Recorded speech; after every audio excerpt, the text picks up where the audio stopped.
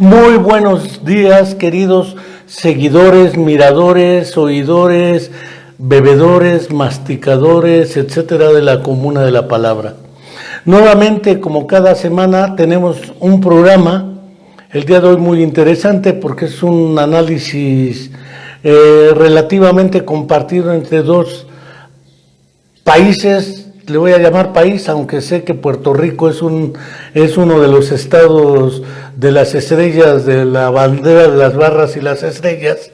Sin embargo, en la historia de América Latina, Puerto Rico está más acá que allá.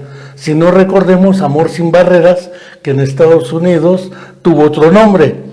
Un peliculón con música de Leonard Bernstein, dedicado a Romeo y Julieta, con los tiburones y otros grupos de personajes en la relación de los ciudadanos de Puerto Rico dentro de los Estados Unidos. No quiero dejar, como cada semana hago, de saludar a nuestros colegas que desde el País Vasco, el doctor José Luis Cortés nos ha de estar siguiendo, el doctor Juan Carlos Arango Lasprilla, probablemente Diego Fernando Rivera, la IN Olavarrieta Landa, ya en Navarra, en Madrid algunos otros colegas que nos siguen, naturalmente en Puerto Rico, todos los fans que tiene el doctor Walter Rodríguez Irizarry, además de compañeros como el buen Rafael Olivera Rentas, que seguramente nos está siguiendo. En Perú nos siguen desde Huancayo, en Santiago de Chile, nos siguen en Buenos Aires. Tenemos un buen rating, más lo que nos siguen en nuestra propia patria, desde Mexicali hasta prácticamente Yucatán, como había un comercial acá, de Sonora a Yucatán. Nosotros queremos no dejar de señalar que se cumple una semana más, ya entramos a un mes más, y los 43 estudiantes desaparecidos en contra de su voluntad de la Escuela Normal Rural Raúl Isidro Burgos de Ayotzinapa, en Tixla de Guerrero, siguen desaparecidos. La mentira histórica y la responsabilidad que el Estado mexicano tiene para dar una explicación verosímil, creíble y justa, la seguimos esperando. No podemos dejar tampoco de enviar un saludo fraterno a Angélica. Sabe que seguimos esperando como ella y como muchos otros a Viridiana, nuestra querida estudiante de psicología, porque viva la llevaron, viva la queremos. Ahora sí, le doy un saludo vis a vis mediante la tecnología, porque mantenemos Susana a distancia. Aquí hay un personaje que inventó la Secretaría de Salud que se llama Susana y se apellida a distancia. Susana a distancia la guardamos entre el doctor Walter Rodríguez Irizarry, un buen neuropsicólogo y psicólogo de nuestra hermana República de Puerto Rico, aunque les pese a otros, pero y vamos a platicar un poco sobre cuestiones relacionadas con el coronavirus, pero más que el coronavirus, las ideas centrales de aspectos relacionados en el sentido psicológico con las estrategias de afrontamiento del coronavirus. Desde qué es aislamiento, qué es distanciamiento, qué es distancia física, qué es distancia psicológica, qué implica en términos de exacerbación de cuadros psicopatológicos previamente existentes, esquizofrenia, depresión, bipolaridad, ansiedad, angustia, desesperación, etcétera. ¿Qué implica para generar nuevos problemas? Desesperanza, miedo, ansiedad, angustia. ¿Qué implica reorganizar la vida cuando vivíamos de otra manera? Como que algunos tenemos el sueño acariciado de ojalá y pronto regresemos al un día antes. No sé si queramos regresar al un día antes, a la basura que teníamos antes. O cómo imaginamos que a partir de esta experiencia debemos intentar reconstruir el un día después. Y naturalmente que, pues como anillo al dedo le cayó al presidente de México el coronavirus. Al de Estados Unidos ya ni digo qué dice, o tu gobernadora, pero en el fondo el problema es qué implicaciones psicológicas, qué aspectos psicológicos, qué podemos aportarle a la gente que nos mira y nos escucha para diseñar estrategias de afrontamiento efectivas, eficientes, eficaces y oportunas sobre todo, sin que caigamos en un lenguaje sumamente tecnologizado.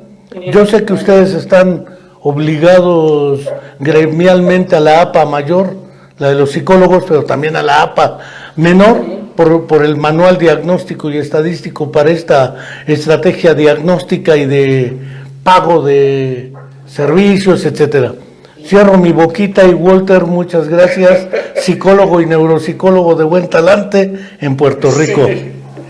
Buenos días, Enrique, y buenos días a todas las personas que me están viendo de México, Puerto Rico, España. Un abrazo a muchos de los amigos que nos ven. Pues nada, aquí gracias por la oportunidad de permitirnos hablar un poco de este tema que trae tantas vertientes, que es el tema del distanciamiento social, que es el que nos interesa a nosotros los científicos sociales y psicólogos. Déjame hacerte un comentario antes de seguir. Porque primero pusiste a Puerto Rico como Estado y después como República. Bueno. Las dos cosas distantes de lo que somos, ¿verdad? Yo digo, nos encontramos en el limbo político, y pues nada, eso es una situación que la entendemos los puertorriqueños más que nadie. No sé si los norteamericanos la entienden como nosotros. Eso la historia pues ya tendrá su futuro. Nada, vamos a hablar un poco de lo que nos proponemos esta mañana. Yo creo que nos encontramos frente a unas discusiones bien interesantes y yo primeramente quisiera definir unos asuntos, unos términos. Estamos hablando de distanciamiento social, estamos hablando de cuarentena, estamos usando el término de aislamiento y estamos hablando también del término soledad. Y es importante entender estos términos, ¿verdad? Para entender desde el punto de vista social y clínico los mismos, ¿verdad? Que tienen diferentes acepciones y diferentes implicaciones. El término de distanciamiento social, que es lo que estamos hablando en nuestros países, lo que estamos hablando la mayoría de las personas, que es limitar las relaciones entre cada uno de nosotros, y son las personas saludables que no tenemos el virus ni hemos tenido contacto con el virus.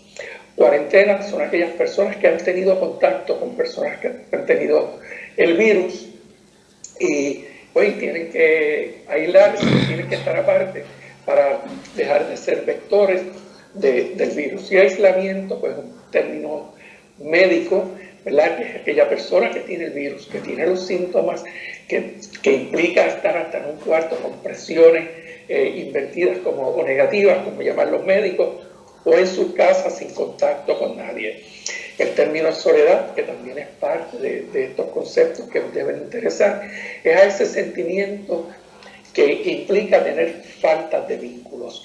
De hecho, el concepto de soledad es un concepto que va bien de la mano hasta de la depresión, ¿no? Pero implica no tener vínculos con las demás personas. Y me parece que definiendo estos conceptos pues nos permite entender áreas de acción, áreas de intervención y áreas de entendimiento. Nosotros, las personas que no hemos tenido contacto con el virus, tenemos que estar distanciados para evitar contagiarnos, para evitar que se propague el virus. Si el virus no tiene huésped, pues se muere ya y lo combatimos. ¿Por qué el distanciamiento social? ¿Por qué esta respuesta que nos asusta, que representa miedo, a veces en cierto momento parece desproporcional? Porque yo entiendo que la medicina está al margen de su conocimiento y no tenemos otra estrategia, usar estrategias conductuales y sociales. Yo pienso que el distanciamiento es la mejor oportunidad que tenemos. ¿Por qué? Porque los sistemas de salud no tienen las herramientas para atender las personas que se contagiarían en un momento. Y no serían entonces los únicos afectados aquellas personas con coronavirus, sino las otras condiciones que no tendrían acceso a los servicios de salud y por tanto se afectaría. Uno de los planteamientos que yo quiero hacer, ¿verdad?, en la conversación que tenemos hoy, que la psicología y las ciencias sociales están en un buen momento. Yo creo que la situación del coronavirus ha traído tantas controversias, más allá de las controversias médicas, que le está dando una importación, una posición importante a las ciencias sociales, a las ciencias de la conducta. Lo que le decía a mis estudiantes en estos días, por fin nos damos cuenta que la conducta cuenta, que muchas de las cosas que nos pasan de salud física, de adaptación, de salud mental, dependen de lo que nosotros hacemos. El que continuemos contagiando depende de lo que nosotros hacemos cada momento. Si nos distanciamos y sabemos distanciarnos, estamos dándonos oportunidad. Si las personas que se supone estén en cuarentena cumplen con las cuarentenas, están contribuyendo a que las personas no se contagien. Asimismo, aquellos que están en aislamiento están cumpliendo con lo que implica el aislamiento. Los que están alrededor contribuyen a que esta persona pueda estar en aislamiento, también están contribuyendo. Fíjate, Enrique, algo que no hablamos mucho es que muchas de las personas que están en aislamiento le decimos, está en aislamiento en tu casa, pero no le enseñamos a cuidarse a sí mismo, a poder responder a ese proceso de cuidarse solo, cómo hacer y cómo proteger a los que están alrededor.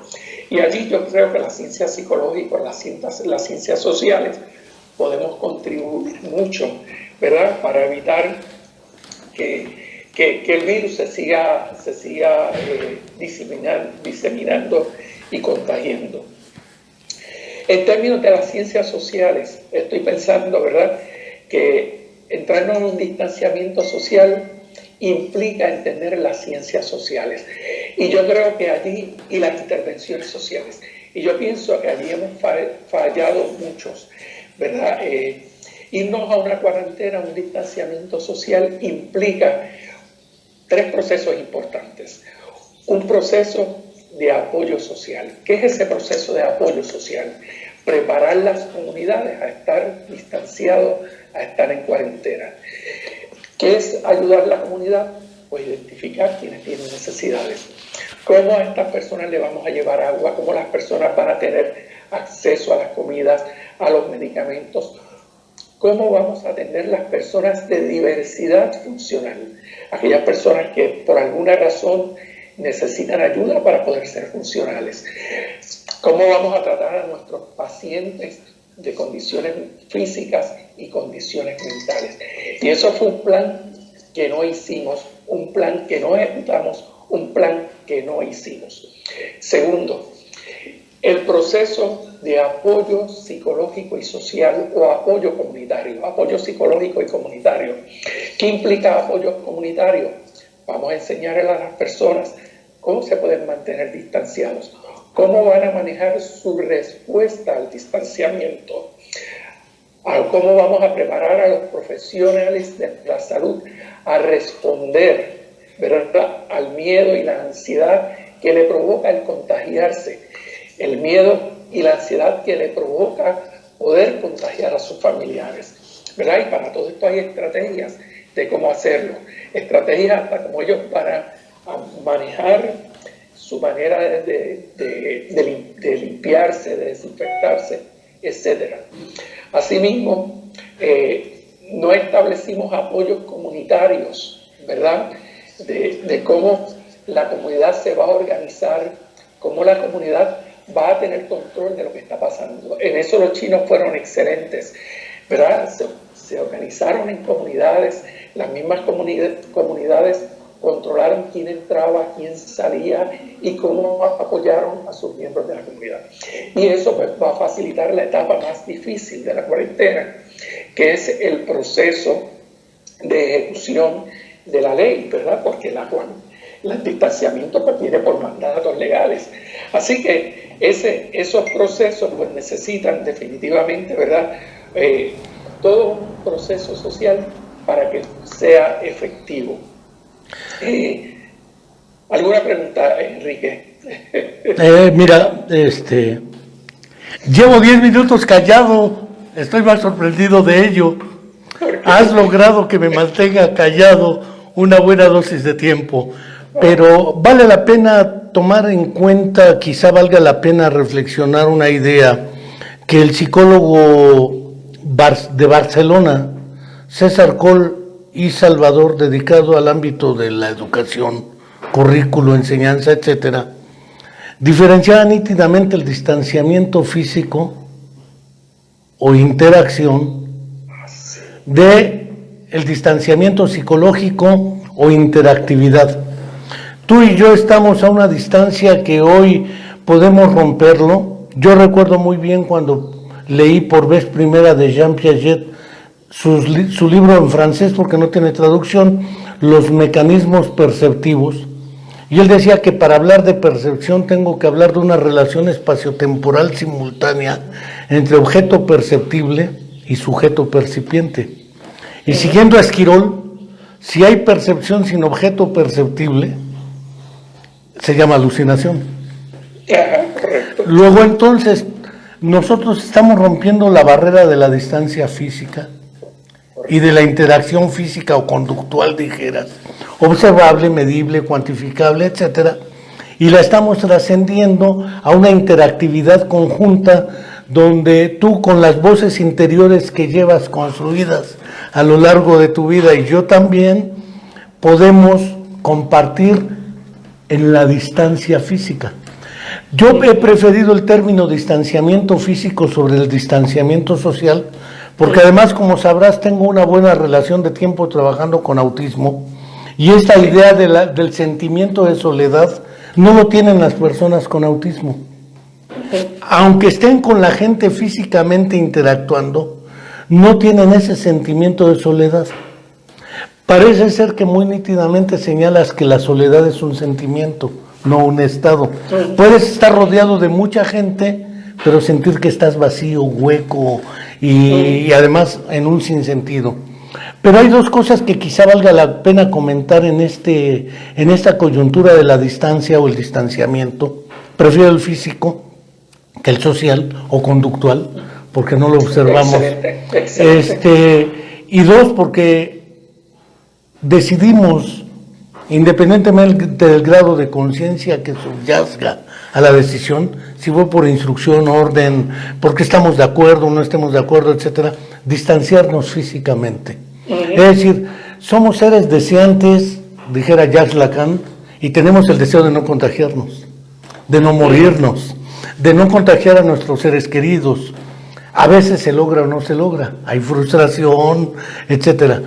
Pero he observado tres términos. Aquí en México, no sé si en Puerto Rico, pero en otros países de América Latina, es muy posible que si les digo que se me apareció la Virgen, la gente va de rodillas y me cree.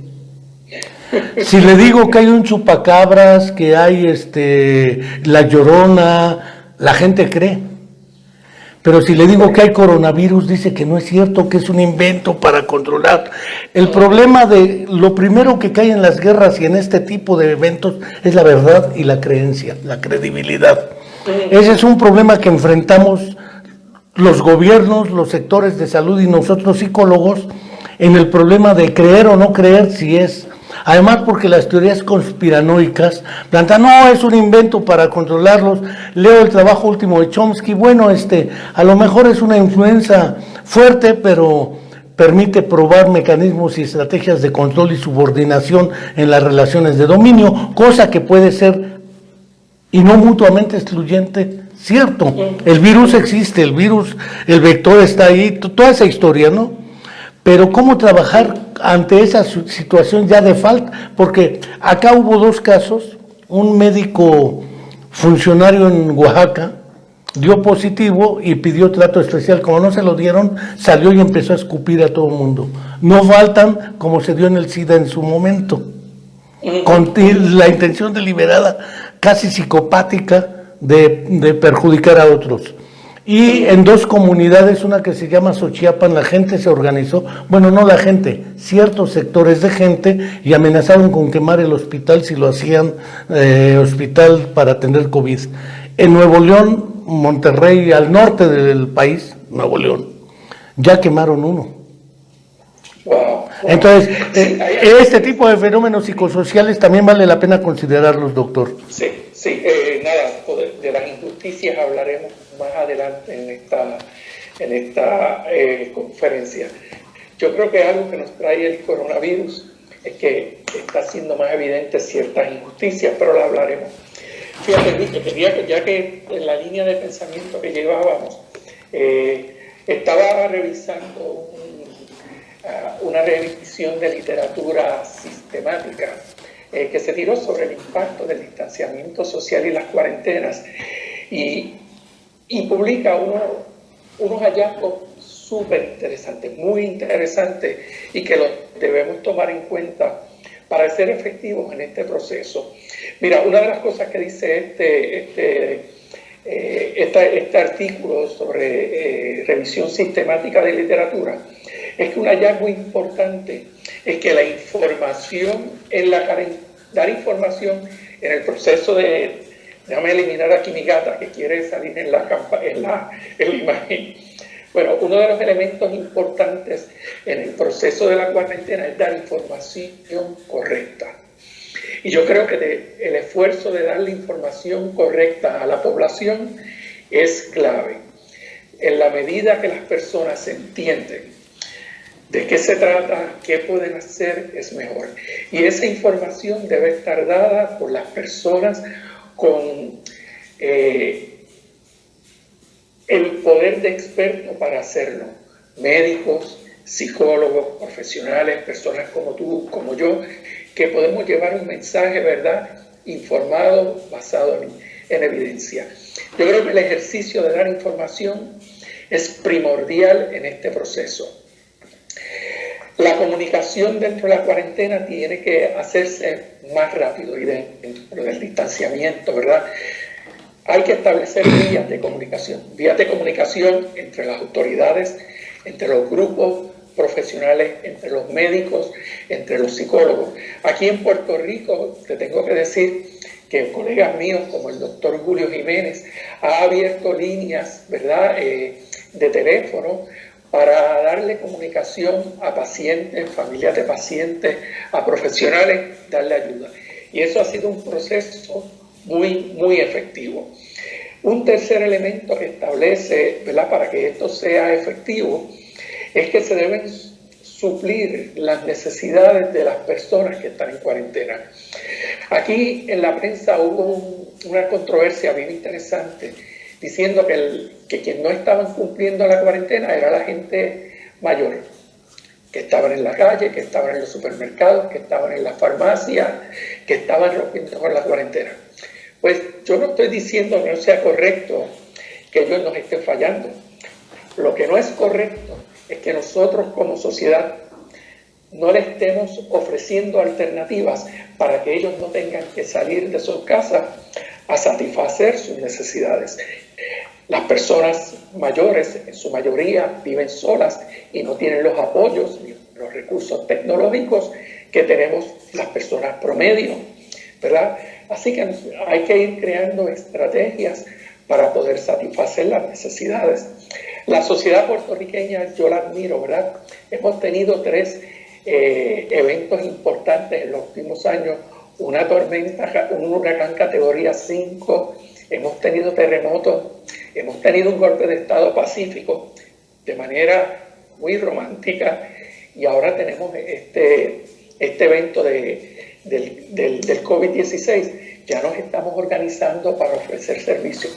Y en la medida que vamos haciendo eso, las personas se ven menos tentadas a salir. Walter, quizá aquí valga la pena si pudieras comentarnos. El día de ayer Juan Carlos Arango subió un artículo del País de un nuevo placer que es el de insultar a los que están en la calle desde los balcones. No lo vi. Es un artículo que me impresionó por una razón, porque demuestra que Michel Foucault, cuando habla en su libro Vigilar y Castigar, Sí, sí. el que nos volvemos ya censores de los demás y entonces nos la pasamos insultando a los demás. Encuentras en Twitter, en Facebook, mensajes de nefasta gente, no desconsiderados, por su culpa nos hemos vuelto una sociedad hiperfascista, hipervigilante, hipercensuradora, donde nos autoerigimos en los sensores, en los torquemadas del comportamiento de los demás. Entonces nos entra un sentimiento de paranoia, nos sentimos vigilados por los que se quedan en su casa. Pero cuando nos hemos preguntado qué ha pasado con aquella persona que tenía 10 hijos, se le casaron los 10, enviudó y vive solo en su casa y queremos que no salga. Es decir, ese sentimiento de soledad lo vive desde antes del coronavirus. Entonces parece ser que no tomamos en cuenta que esto tiene una historia, un contexto, no somos una perspectiva histórica, genética, compleja, sistémica, y entonces queremos con recetas, quédese en su casa, vamos a ayudar. Pues sí, pero llevo en mi casa desde antes. No puedo salir a las calles en silla de ruedas porque son inaccesibles. Entonces ya estoy relativamente adaptado a estar un poco más encerrado. Pero el problema de fondo es que cuánto les hemos fallado nosotros como sociedad y como Estado y como modo de producción neoliberal capitalista a esto que hoy se desata. Sí, bueno, en Puerto Rico la prensa todos los días cuántas personas están en supermercados. ¿Pero por qué? Porque se violó un elemento que se supone que no se haga en un proceso de cuarentena. Algo que hemos perdido en este proceso de distanciamiento es la predictibilidad. Sé yo lo que va a pasar mañana, sé lo que voy a tener mañana. Mira lo que pasó en Puerto Rico. En Puerto Rico, hace 3 semanas, un domingo en la tarde nos dijeron, mañana te vas, mañana nadie sale, estamos en toque de queda. Oh, perfecto, lo entendimos. Pero este domingo... Bueno, con toque de queda, pues que no entiende. Sí, pero este domingo nos dijeron a las 8 de la noche que ninguno de los comercios iban a abrir por 3 días. Bueno, pues la gente se va a asustar porque pierde la predictibilidad. Ya no sabe qué vamos a esperar el lunes, el martes, el miércoles. ¿Y qué tal si el lunes a alguien se le ocurre decir que nadie puede salir de la casa? Pues eso pasa con los trastornos del espectro autista, que el muchacho, o si no tiene nada predictible, la persona con autismo, pues ¿cómo queremos que funcione socialmente? Es correcto. Mira, y uno de los efectos más adversos que puede tener este proceso es cuando se nos quita la libertad, ¿verdad? Se nos quita la libertad. Entonces, el gobierno y las autoridades no pueden en ningún momento hacer sentir a la gente que le están quitando la libertad, ¿verdad? Y una manera de hacer... Física, dijera Mandela. Tienen mi cuerpo, no mi espíritu, decía Nelson Mandela. Y podemos seguir porque nos están quitando la libertad física y eso es lo que castiga el derecho, el cuerpo. Mire, sin embargo, mira lo que dice la investigación, ¿verdad? Si las personas entienden que pueden predecir lo que está pasando, si las personas entienden que el proceso de estar en distanciamiento es voluntario y que con ese distanciamiento estamos apoyando a un bien común, las personas van a cooperar más y van a hacerlo mejor. Y si los apoyamos, unas cuarentenas largas, unos distanciamientos largos, unos aislamientos largos van a tener efectos negativos. Por eso esto hay que trabajarlo rápido, fuerte, planificado y organizado. Y sabes una cosa que estoy pensando, Enrique, el próximo problema lo vamos a tener cuando nos reintegremos a la vida cotidiana, a la vida común. No lo podemos hacer un domingo a las 8 de la mañana. Mañana comenzamos la vida normal porque vamos a tener otro caos. Esto es un proceso que lo tenemos que hacer en etapas y de manera planificada. Son, ¿verdad?, variables bien importantes que nos lo dice la investigación, ¿verdad? A mí me gusta hablar evidence-based, como dicen los americanos, ¿verdad?, con base de lo que nos dice la investigación. La investigación tiene resultados, tiene hallazgos valiosos. Vamos a seguirlos, no tenemos por qué improvisar. La Organización Mundial de la Salud, el CDC de Estados Unidos, tiene guías de cómo hacer estos procesos. Vamos a seguir los procesos como nos dicen las guías, como nos dice la investigación, y vamos a tener mejores resultados. Vuelvo y te digo, las personas, la sociedad está dispuesta a cooperar y ayudar y entiende el proceso, pero vamos a facilitar que las personas ayuden, cumplan, contribuyan y hacemos el proceso más fácil. Hay un punto que quizá valga la pena considerar. Acá en México, por ejemplo, puede uno leer, ¿tú le crees a Hugo López-Gatell, el subsecretario de Salud, que diariamente da conferencias de prensa para informar al Estado? Y les he preguntado, ¿tú no? No, es que no es verosímil. Si estamos muy cerca de Estados Unidos, ¿por qué tenemos tan pocos contagios? ¿Sabes cuántos hay? No. ¿Sabes cuántos hay en Estados Unidos, estado por estado? No. Entonces, ¿por qué dices que no hay que creerle? Bueno, no le creemos. ¿Qué hacemos entonces? Salimos a la calle, ¿no? Es decir, esas coyunturas hacen que además en México la vida política partidaria hace que los partidos empiecen a dar despensas, a dar cosas para aprovechar y medrar políticamente en la coyuntura. Tenemos claro que dado el desarrollo neoliberal, no sé por qué nos cogió desprevenidos este virus. Tenemos experiencias humanas de pandemias, epidemias. La tuberculosis sigue matando más que esta. El paludismo ni se diga. Dengue, etcétera. Puedo enunciar más. Entonces parece ser que no hablemos de el problema de la credibilidad. De las recientes, en la del SARS en el 2009, el SARS-CoV-1, SARS-CoV-2. Se aprendió muchísimo. La H1N1 se aprendió muchísimo.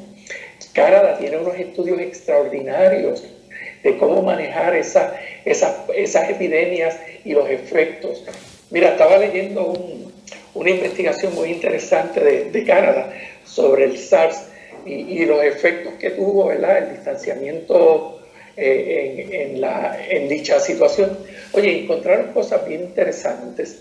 Una de las cosas que encontraron interesantes es que a los 10 días de distanciamiento social ya la gente empieza a experimentar síntomas de post-trauma, síntomas de depresión, ¿verdad? Y empieza a tener síntomas negativos a los 10 días, no suficientes para cumplir con el diagnóstico de estrés postraumático, pero de estrés para tu sentirte mal, ¿verdad? Y ya lo sabemos, pues vamos a poner en práctica lo que aprendimos de esas epidemias tan recientes. Además, como dices, mira, México es un país que ha tenido terremotos de magnitud impresionante.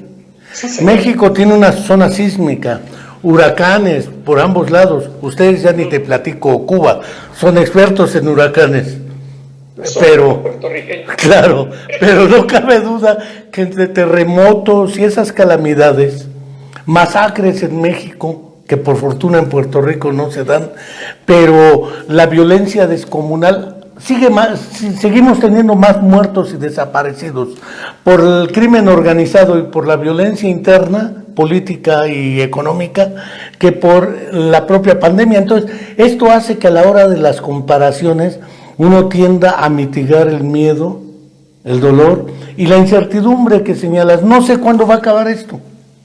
Y si no sé cuándo va a acabar, no sé si voy a trabajar. Bueno, yo ya estoy jubilado, entonces ya no trabajo, digo, formalmente. Pero en el fondo, la incertidumbre es la fuente de la psicopatología de vida cotidiana. Eso desde Aristóteles está clarísimo. La duda genera angustia. Y si no tengo respuesta creíble y verosímil, invento otra. Que me baje la angustia. Aquí una es, no les creas, no es nada, nos quieren controlar. Ese problema. Y el otro problema del sentido que tiene la acción del distanciamiento físico, porque claro que tiene sentido, esa idea de sentido de Viktor Frankl, esa idea de sentido de Bruno Bettelheim, los que sobrevivieron a campos de concentración, que también tenemos experiencias de ese tipo, cómo sobrevivir a 4 años de aislamiento, Ana Frank, en su diario, Pues hay gente que lo hizo porque no había de otra. Nelson Mandela, 27 años de aislamiento en cárcel. El Pepe Mujica, 12 años en aislamiento y tortura en cárcel, etcétera. Es decir, experiencia hasta para resistir situaciones extremas la hay. ¿Cómo recuperarla? Hay otro tema interesante, ¿verdad?, que merece definirse. Estamos hablando de distanciamiento, aislamiento, y hablamos del distanciamiento, el aislamiento crónico versus el agudo. Nosotros estamos en una situación aguda y lo que vamos a ver son los efectos del aislamiento, la cuarentena aguda, pero el aislamiento crónico a largo plazo, como lo viven nuestros ancianos, las personas que han estado presas por mucho tiempo, que eso tiene unos efectos devastadores. Y la literatura es clara, oye, del cerebro que pierde densidad, que se afectan áreas específicas, más riesgos de demencia, hasta de los problemas de salud, de estrés, enfermedades cardíacas, etcétera. Eso estamos bien claros. Ahora, ¿qué nos dice la literatura sobre el distanciamiento a corto plazo? ¿Qué cosas vamos a esperar? Para traerle un poquito a la psicología. Debemos esperar miedo de que estamos experimentando miedo porque le tenemos miedo a contaminarnos, a contagiarnos, a enfermarnos, a morirnos. Tenemos ansiedad porque no sabemos qué esperar. Yo creo que hay un buen paso importante, empezar a definir a qué le vamos a temer. Otra de las cosas que vamos a sentir en este proceso es depresión, porque nos va a dar sentimientos de soledad, nos vamos a sentir aislados, abandono. Las personas adultas, las personas que tienen limitadas recursos y capacidades, como los desempleados, van a sentirse abandonados, perdieron su trabajo, sus recursos, no tienen contacto con sus amigos. Unas reacciones que hay que tenerle miedo en este proceso es a la frustración que provoca. La psicología social nos dice que el mayor predictor de violencia es frustración. Ya estamos viendo casos de violencia doméstica, distanciamiento entre los hijos, peleas entre familias. Que ya la había. Porque la va a provocar. La irritabilidad. Las mujeres a lo mejor lo experimentan con tristeza, pero los hombres nos irritamos. Y en la irritabilidad maltratamos a nuestros compañeros, la gente que está alrededor, etc. Y otro miedo que nos provoca esta pandemia es el de la estigmatización. Hay gente que no se atreve a decir que tienen un familiar con el COVID o que ellos tienen síntomas porque le van a poner un estigma y los vamos a echar al lado. Yo creo que estos son, ¿verdad?, reacciones normales que vamos a esperar y si las sabemos, vamos a trabajar. No, y que ya se han manifestado. Por ejemplo, acá en México se dio un caso muy documentado de una persona que dio positivo ante COVID, que implica dos cosas. ¿Qué hago yo cuando me dicen das positivo ante COVID? Esa es una. Segunda, los que viven alrededor en el edificio donde estaba el identificado con COVID no dejaban acercarse a nadie, ni que le llevaran comida, ni nada. Pues eso ya se vuelve violatorio de sus derechos humanos. Otra vez vigilar y castigar, estigmatizar. El estigma que ya se ha trabajado en sociología un buen tiempo. Erving Goffman dedicó un buen trabajo al estigma. Pero debo decirte dos experiencias de vida. Yo viví internado 10 años y mira que la distancia física de otros y con los estigmatizados te da otro temperamento, te da otra oportunidad, bueno, otro carácter, digámoslo así. La oportunidad de confrontar nuevas circunstancias agudas, que no crónicas, como bien señalas, y que naturalmente cómo poder recuperar esta coyuntura para el trabajo durante la coyuntura dure lo que dure y para un día después. ¿Qué vamos a hacer? ¿Qué queremos? Porque si no tiene sentido lo que hacemos, pues entramos en la violencia, dijeras, escupir a los otros. Mira, una de las maneras de cómo vamos a bregar todo esto, ¿verdad? Y hablando de estigma, ya nosotros vivimos el efecto del estigma de cuando surge el HIV. Las personas que sufrieron HIV sufrieron unos estigmas terribles hasta de todos los sectores sociales. El sífilis fue así también. Sí, Pero ¿cómo podemos entonces nosotros a manejar todas estas reacciones que nos provoca, ¿verdad?, esta situación? Una de las cosas importantes que yo le digo a la gente, el miedo y la ansiedad la tenemos que empezar a manejar buscando información veraz y confiable. Y si a usted le da mucha ansiedad hablar del COVID, pues no vea televisión, no escuche noticias. Haga otra cosa. Sobre todo, las redes sociales. En las redes sociales publican esta serie de disparates, esta serie de cuentos de que me pasó esto, que si tal amigo me contó esto. No vea eso. Y yo le pido a las personas que estamos en las redes sociales, piense 2 veces lo que va a publicar.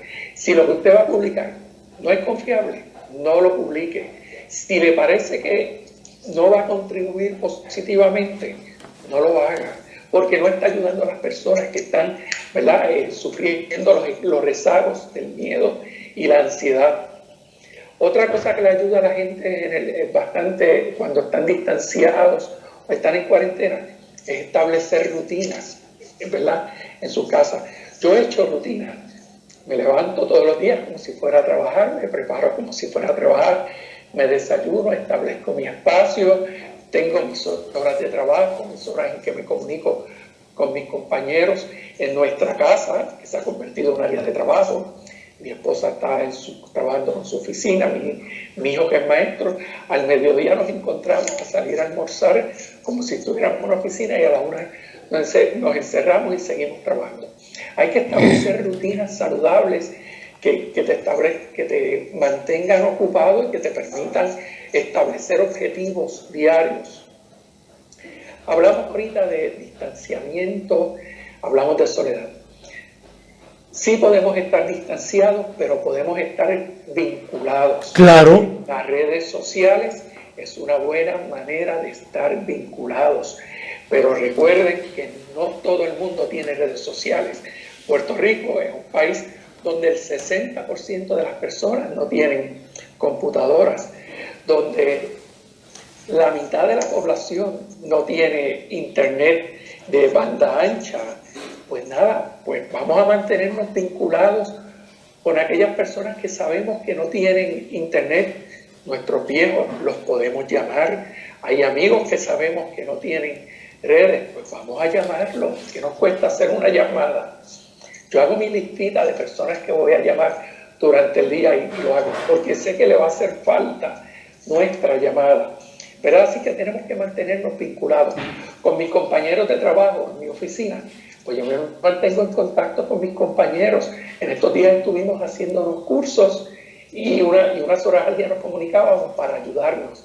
Y créanme que fue algo que exalta mucho la emoción y las partes humanas. Otra cosa que es importante es mantener un estilo de vida saludable durante el distanciamiento. Si no tienes patio, camina en tu casa, haz ejercicio dentro de tu casa, almuerza, come, ten un buen hábito. Cuidado con el consumo de alcohol en excesivo, ¿verdad? Consúmelo adecuadamente. Hay que mantener estilos de vida saludables, ¿verdad? Porque esto te va a ayudar a sentirte bien.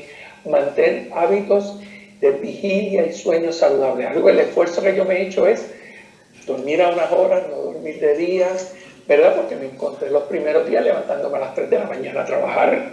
Yo espera, esto no me ayuda. Hay que mantener un buen hábito de sueño. Lo otro es el manejo de estrés. Esta es una situación bien estresante. Miren, nosotros los profesores hemos tenido un estrés extraordinario, extremo. Hemos tenido que, como después, a mitad del semestre, comenzar de nuevo el semestre. ¿Por qué? Porque teníamos nuestros cursos planificados de manera presencial, con prácticas, y de momento me encuentro que tengo que transformar todos mis cursos totalmente virtual y en línea. Eso fueron un par de semanas de trabajo.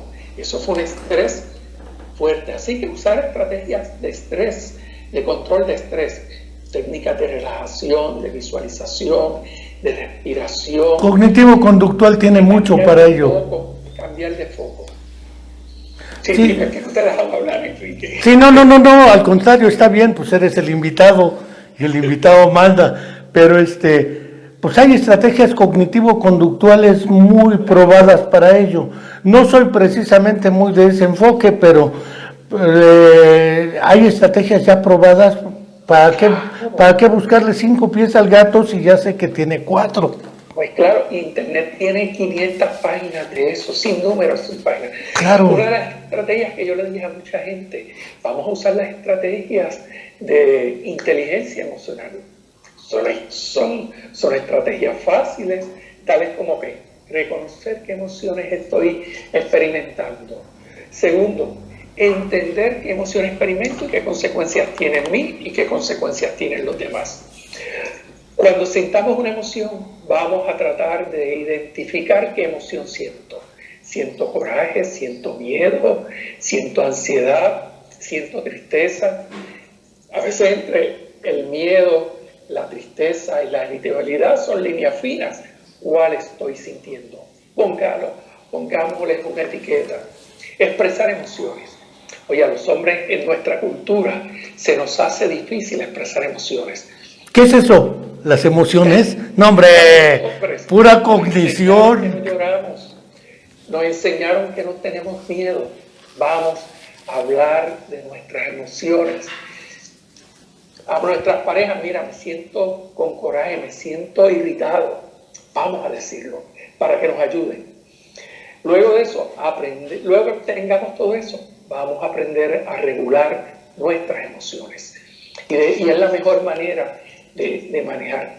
Otra estrategia que a mí me parece muy interesante para manejar creativamente, ¿verdad? Todo este proceso del distanciamiento, es un concepto que nos hablaba Stephen Covey en los 7 hábitos de las personas altamente efectivas.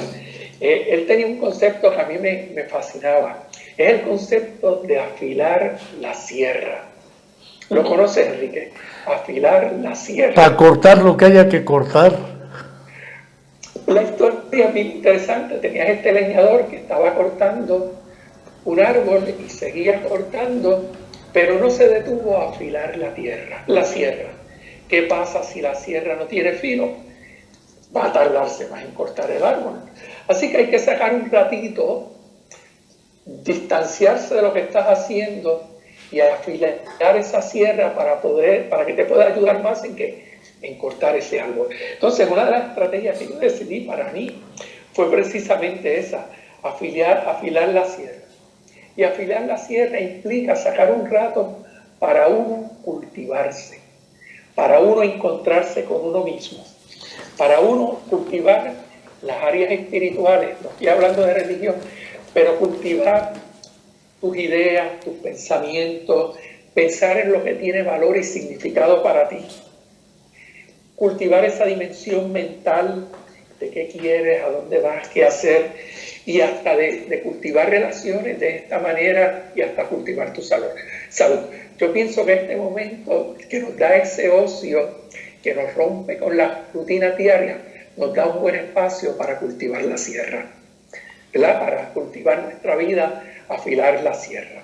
Es que además no podemos negar que somos sabedores, independientemente del grado de conciencia que tengamos de ello, de que nuestra historia es una historia de poda permanente, y no lo digo solo neurológicamente o neuronal, es de poda, donde hay que quitar aquello que estorba, hay que dejar aquello que aún es útil, y hay que reconocer que hay cosas que a veces despreciamos, como hubiera dicho Vygotsky, y esa piedra que siempre despreciamos, esa era la fundamental.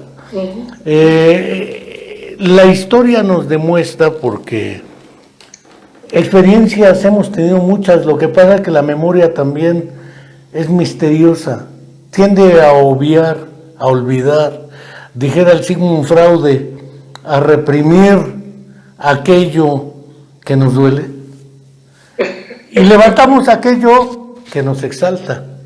Pero no solamente es un proceso de poda o no poda de recuerdos, es también un proceso de engaño. Hay pseudo recuerdos que tapan otros.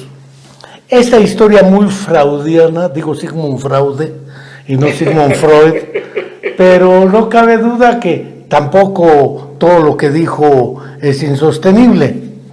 El problema era que había que buscar con evidencias, con contrastabilidad y con una serie de fundamentos de replicabilidad que lo que uno afirma puede ser sostenible.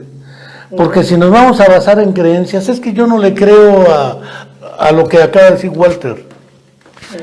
Prefiero a Walter Mercado, un adivinador del futuro que a lo mejor conoces. Ah, pues es tu paisano. Prefiero a Walter Mercado que a Walter Rodríguez, o a Edgar Cayce, o a Nostradamus, o qué sé yo, Rasputín. En realidad el problema de que tenemos otra gran pandemia, la pandemia de la información. Sí. Hay muchísima información mutuamente excluyente, contradictoria, mágica, que nada más con hacer vaporizaciones y gárgaras de sal ya se muere el virus, que con mentolatum en la nariz y ya evitas que te entre el virus, cual más publica lo que quiere. El problema es que la receta me recuerda mucho esa que me decían los maestros, subraya lo más importante. El problema de fondo es que, ¿cómo le hago para decidir qué es lo más importante?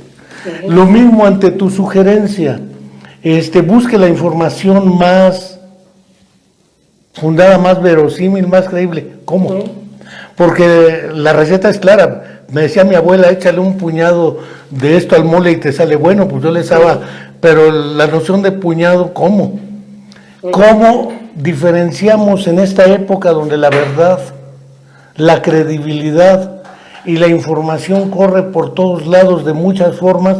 Porque de un día para otro te dicen, hay anosmia, la anosmia es otro síntoma, pero si en todas las influencias ha habido anosmia, entonces me parece que no necesariamente hay que tomar un dato de investigación, así sea de investigación, como real. Ya hay un reporte de lesiones talámicas en pacientes con COVID. Al ratito vamos a decir que el COVID produce lesiones talámicas, quién sabe. Yo sería más cauto y diría, bueno, sí estuvo correlacionado el paciente con esas lesiones que aparecieron durante el cuadro, es comorbilidad o no es comorbilidad, pero no tenemos claro el panorama. Es decir, ante tanta información, ¿qué podemos hacer? La época de la posverdad, estamos viviendo la época de la posverdad, es tan difícil saber qué es verdad y qué no es verdad. No, y finalmente... A la no verdad. Y finalmente hay un problema que vale la pena. Parece ser que lo privado y lo personal sigue siendo lo más seguro y lo colectivo y lo público lo más inseguro. También no podemos caer en la posibilidad de decir, bueno, en realidad lo privado y lo personal es lo mejor y lo público y lo colectivo es lo que hay que liquidar porque es lo que permite la vectorización y la transmisión de las enfermedades. Estamos matando la verdad y estamos matando la credibilidad, estamos matando la creencia, estamos matando lo que dijeras, la posibilidad de identificar el qué sigue, y naturalmente con ello nos estamos otra vez aislando, individualizando, cuando debíamos resolver colectivamente. Y esto no quiere decir que porque nos distanciemos físicamente estamos actuando individualmente. Estamos tomando una decisión colectiva donde no estamos matando las relaciones sociales ni dejamos de ser seres sociales. Porque la psicología, antes que nada, es una disciplina del conocimiento científico social. Correcto.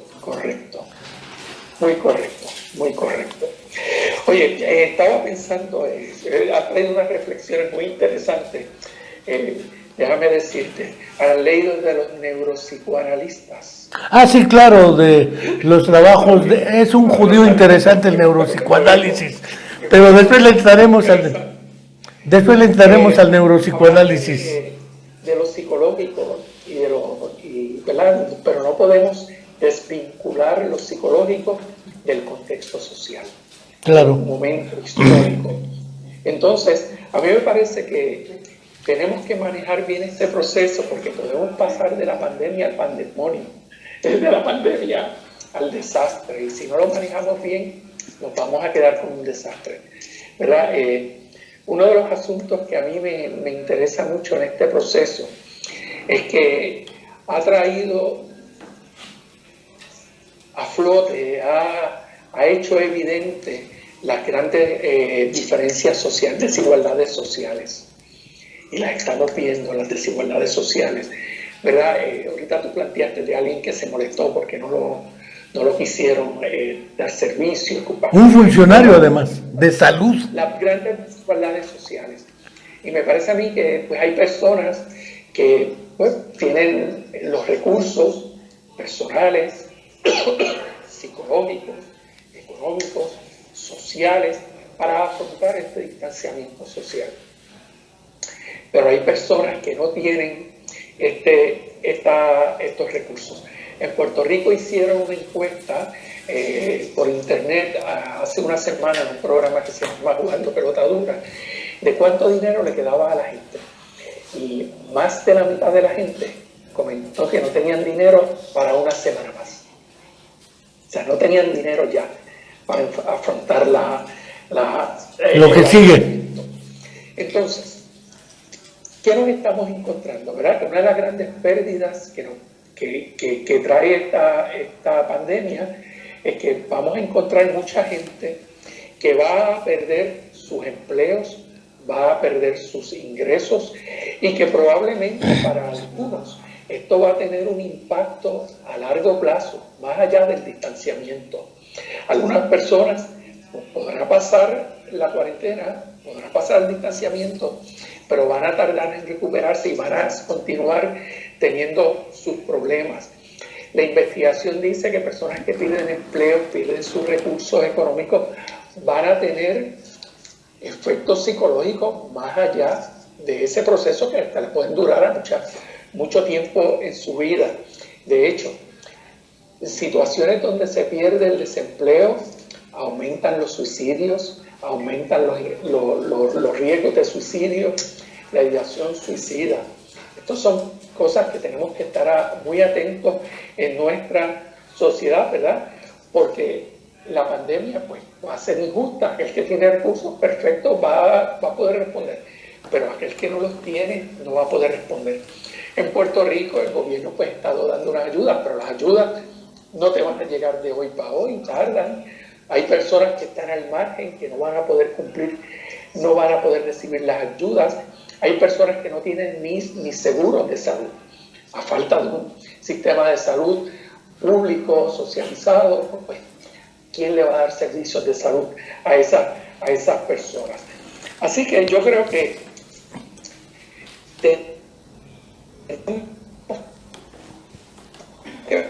pensar en las personas que van a tener problemas. En Estados Unidos se habla de que hay 47 millones de personas que han perdido su empleo temporera. En Puerto Rico. ¿Quién sabe que a largo plazo no en Estados Unidos, en Puerto Rico ni hablar? Ahora pensar toda América Latina, eso nos implicaría. Con mucha industria, sí, así que son asuntos que tenemos que bregar con mucho cuidado y con mucha sensibilidad. Pues mi querido Walter, ya llevamos una hora. No puedo dejar de... Sí. Así de fácil y necesitaremos más tiempo. Dentro de 8 días tendremos a un colega, un doctor de nombre Juan Jesús Güere Porras, desde Huancayo, Perú. Un poco haciendo análisis también epistemológico, filosófico y político sobre esto del coronavirus. Porque creo que hay que tocar varias aristas. Como decías, no hay que desvincular los aspectos médicos y psicológicos de las condiciones materiales o sociales de existencia.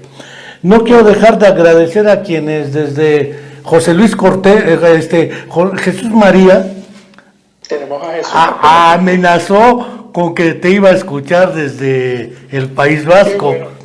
abrazo y saludo a Jesús. Claro que le mandamos abrazos y saludos a Jesús. Ya está en Navarra Diego Rivera. Y entonces y pues Juan Arango anda por otros lados trabajando, haciendo lo que sabe hacer. Y ¿sí? Y seguramente no queremos dejar de agradecer a todos los que nos siguieron, no queremos dejar de agradecer a quienes hacen posible darle continuidad a este programa, y te agradezco tu tiempo y tu experiencia, doctor. Muy bien, gracias Enrique, saludos a todos y gracias por escucharnos. Hasta la próxima. Hasta luego.